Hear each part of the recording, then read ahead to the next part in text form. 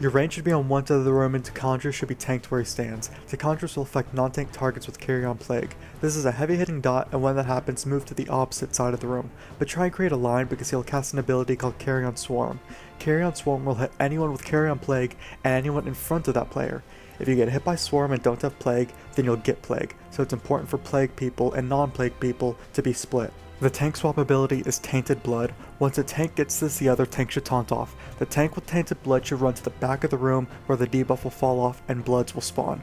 These bloods should be tanked to the back of the room 30 yards from Tichondrius and killed off immediately by ranged DPS.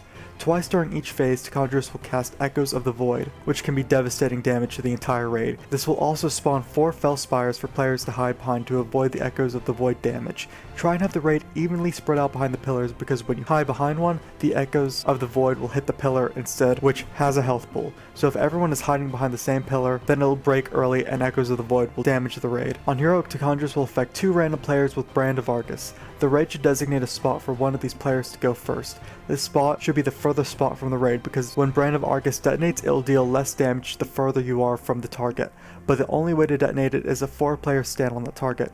You'll want to detonate it pretty soon, but make sure the raid is healed up. The player with the Brand of Argus and the 4 standing with them will take the full blunt of the damage, so make sure they have full health. Also make sure to stagger the Brand of Argus damage. Phase 2 happens after every second Echoes of the Void from Phase 1. While inside the Illusionary Knight, don't stand on the green stuff on the ground, a laser goes through there.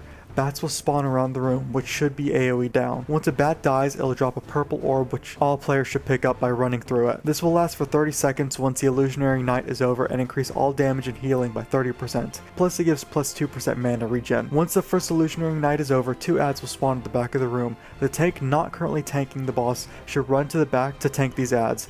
Ranged DPS should kill them off ASAP. After the second Illusionary Knight, he'll still spawn those 2 ads, but a new Sightless Watcher ad will spawn. This ad is the priority kill target. He'll affect healers with Burning Soul, which should be dispelled, or it will drain the healer's mana. Make sure all of these ads are tanked at the back of the room with Tichondrius at the front, or else they'll heal themselves.